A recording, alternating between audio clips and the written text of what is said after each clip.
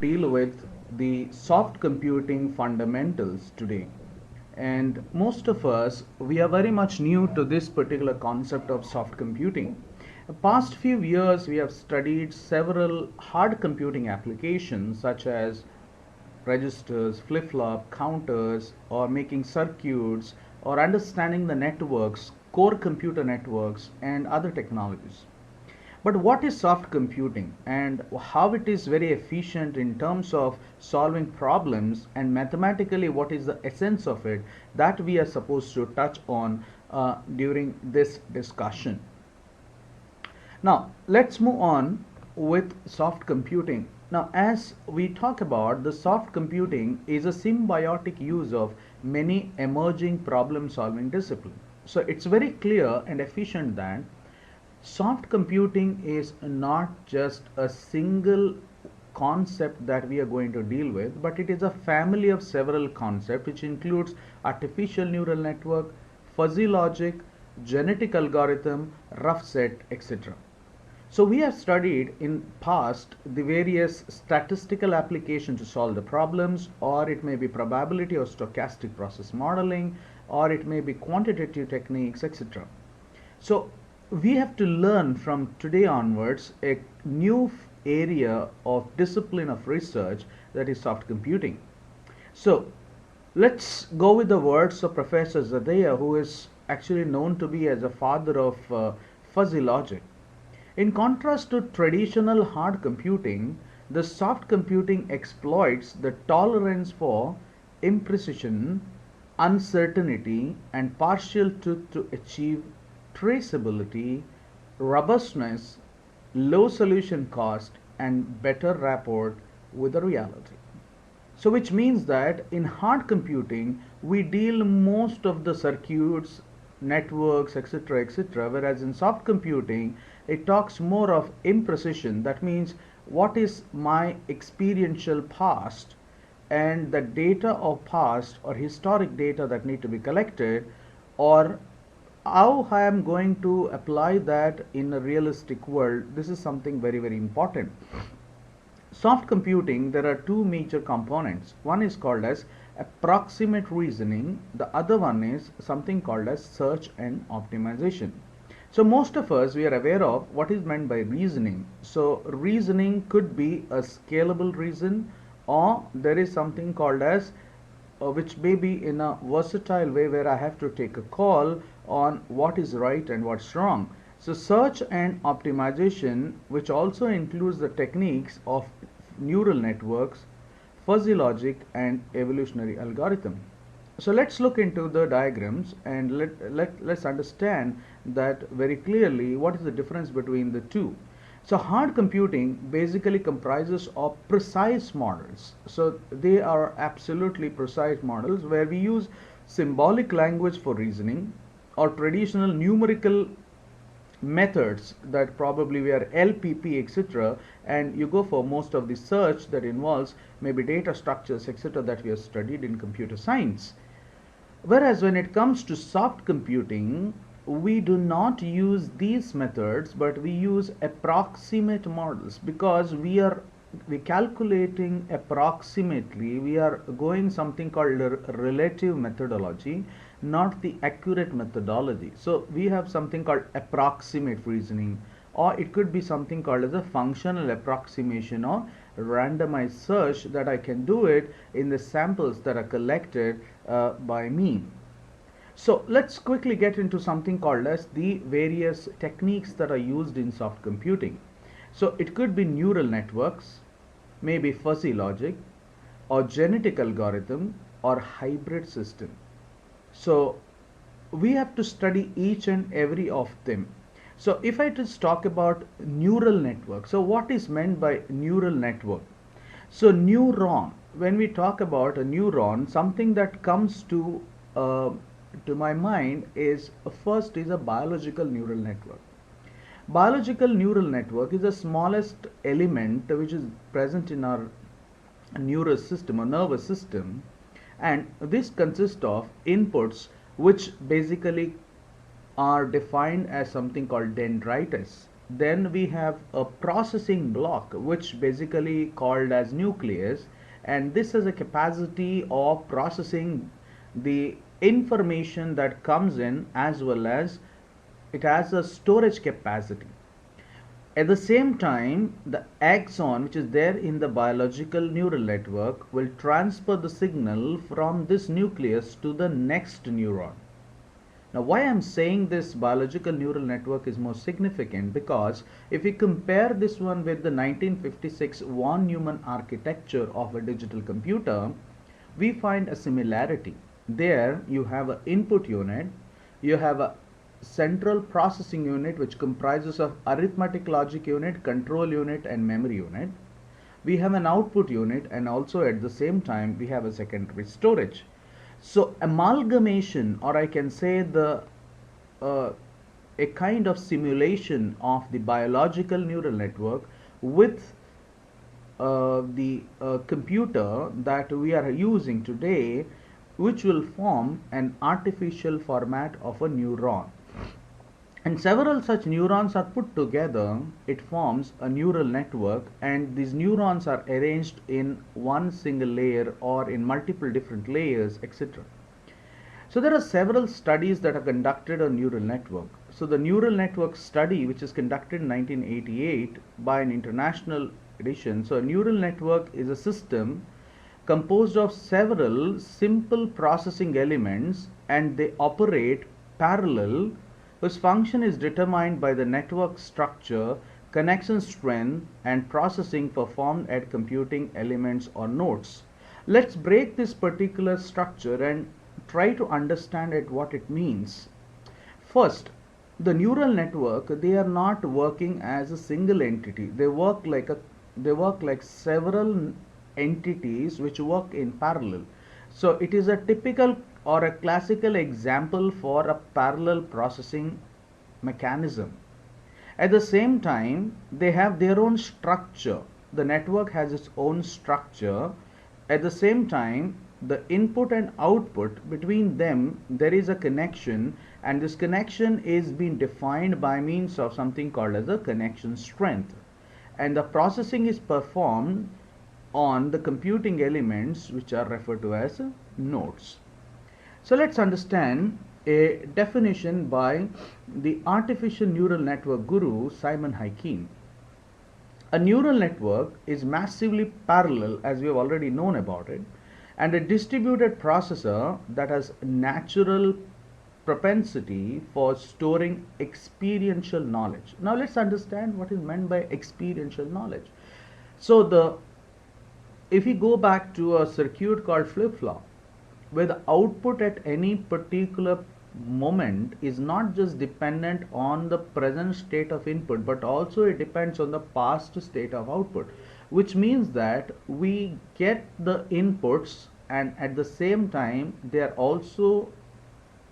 is also another set of inputs which are being passed as a feedback from the outputs.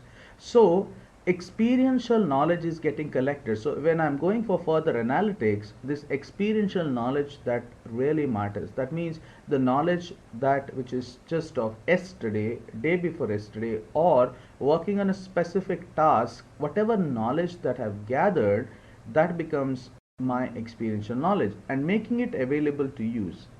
So it resembles the brain in two prospects. One is the knowledge acquired by the network through a learning process, and second is interneuron connection strength known as synaptic weights, and they're used to store the knowledge. So most of the time these weights, or what we call as a connection strength between the input and output, play a crucial role, because when we say the network is in a training mode, it is nothing but this connection strength gets updated frequently. So according to Nergin, a neural network is a circuit. So we can find a similar topology that we find in computers. A topology is clearly visible here in neural network also. Upcoming chapters will discuss various types of topologies. So a neural network is a circuit composed of very large number of simple processing elements, that are neurally based, and each element operates only on local information. Furthermore, the element operates asynchronously, and thus there is no overall system clock. So there is no chance like you will have some sort of delay operation.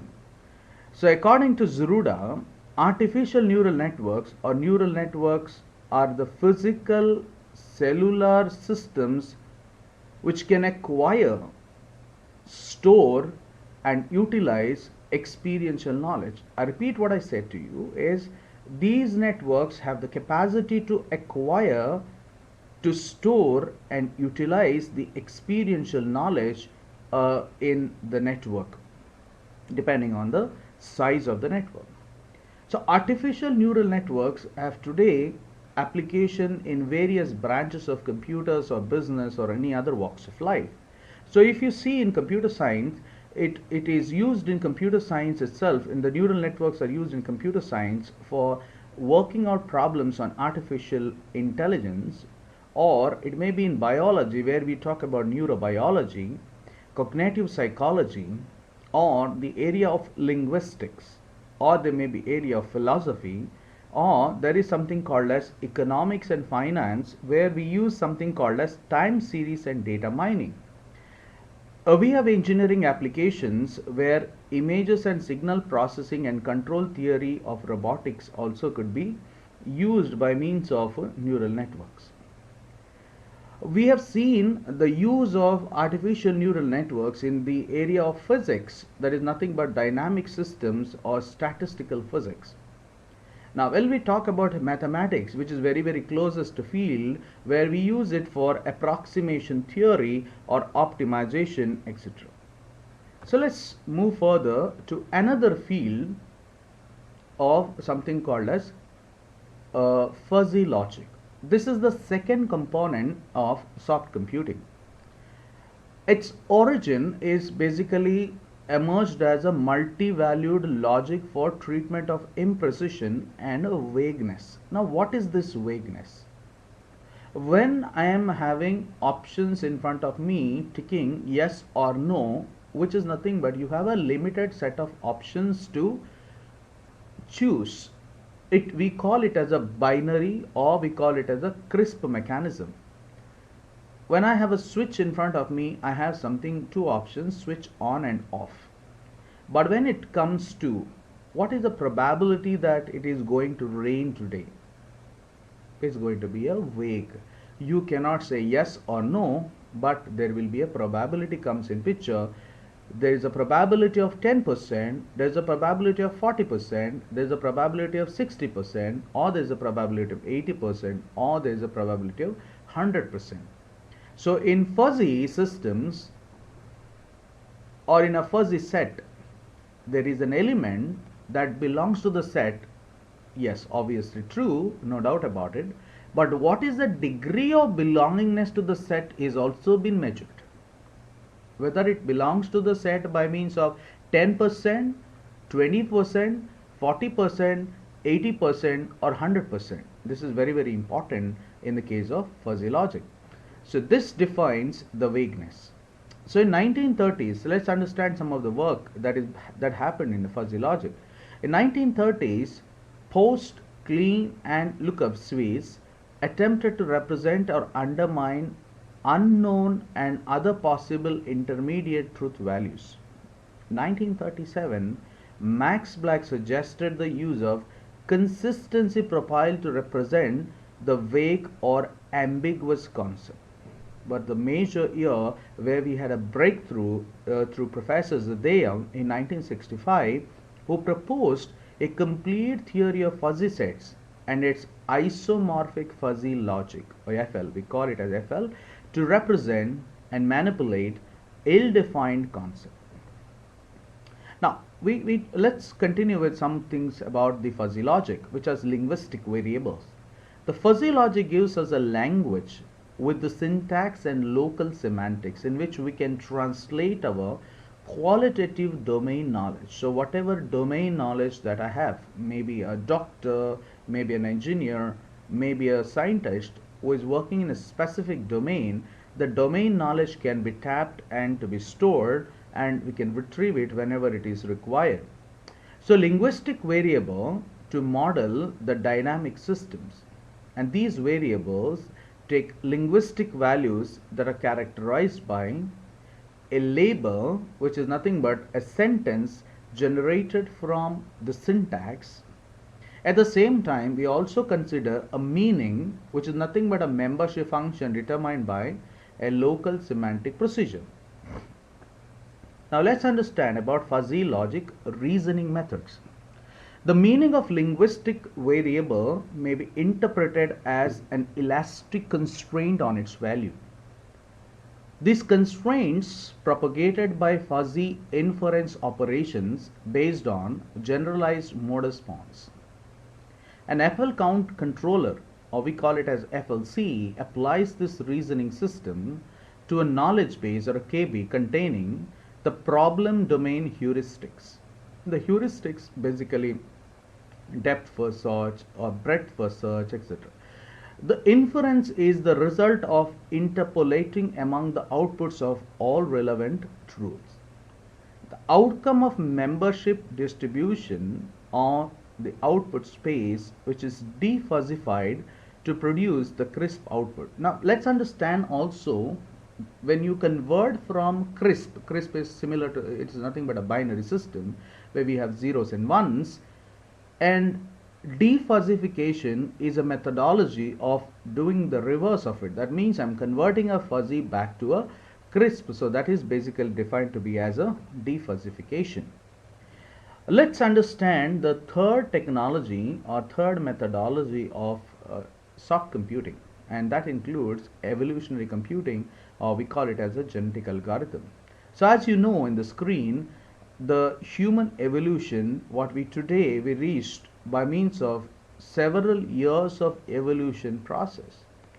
It's a very interesting field in soft computing to know about it, how exactly this is quite relevant, and how technology can amalgamate or use these methodologies to do some search operations or any other operations which are really critical or tricky in terms of data structures. The genetic algorithm is a probabilistic search algorithm that iteratively transform a set of, which is called as a population of mathematical objects, typically fixed length binary character strings, each with an associated fitness value, and a new population of offspring objects using Darwinian principle of natural selection using operations that are patterned after naturally occurring genetic operations such as crossover and mutation. Now there are a lot of things that we need to understand from the whole thing. Number one, genetic algorithms are far superior when it comes to search, because usually when we use in hard computing, the search techniques could be is something called as selection search or linear search, etc., etc. But these search methods are not that accurate when it comes to a very effective mechanism. So to overcome these problems, we have to go ahead with something called as a genetic algorithm, and these genetic algorithms, which are probabilistic search algorithms that iteratively transform a set of mathematical objects. Now we can see the Darwinian principle, and in the Darwinian principle we talk about something called as the survival of the fittest. How this survival of the fittest is being measured? It is being measured by means of the fitness value. Let me give a very simple example. In a large pool of genetic pool, you find the characters, that means through genes. So in a body, for example, the color of hair, that has to be decided, before the baby is born or something. So the father is having black hair, it has its own fitness function. Mother, brown hair, it has its own fitness function. Now obviously the child will have only one type of color of hair, either it is black or brown, and that is decided based on the fitness. There is a, if black comes, then the fitness value of black is far higher than that of a brown, or if the newborn offspring will get a brown, the fitness value of brown is far higher than that of black. So this is where exactly the things that need to be understood. So there are several such operators. So genetic algorithms follow evolution process in the nature and better solutions of some complicated problems. So the foundations of genetic algorithms are given by Holland in 1975. We have Goldberg in 1989 books. So the genetic algorithm consists of the following steps: initialization, selection, reproduction with crossover and mutation. These are three important pillars of a genetic algorithm. So the selection and reproduction repeated for each generation until the solution is found. During this process, a certain string of symbols known as chromosomes evaluate toward a better solution. Let's understand what are meant by hybrid system.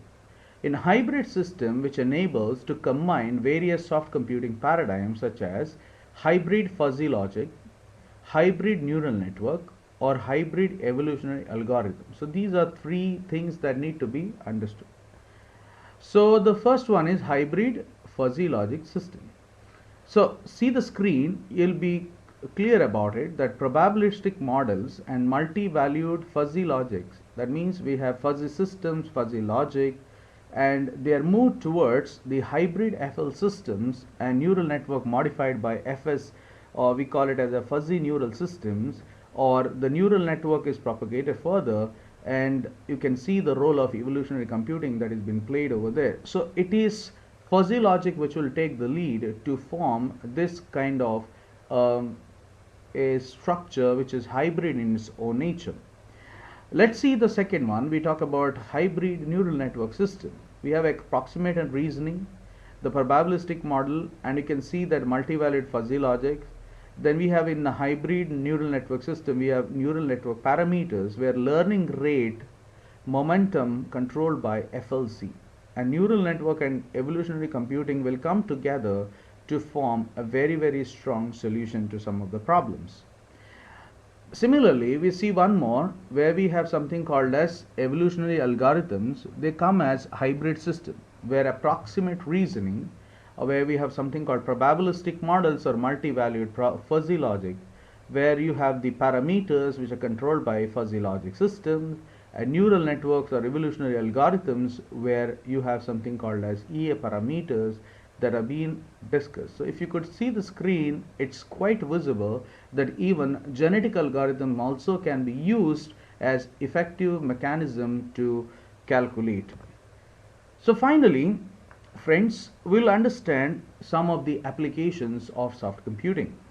And today, soft computing is widely used in several areas of application, but let me just restrict it to a few areas of application. The first one is something called as handwriting recognition. This happens on a digital tablet or on a smart board, etc. So you have image processing and data compression.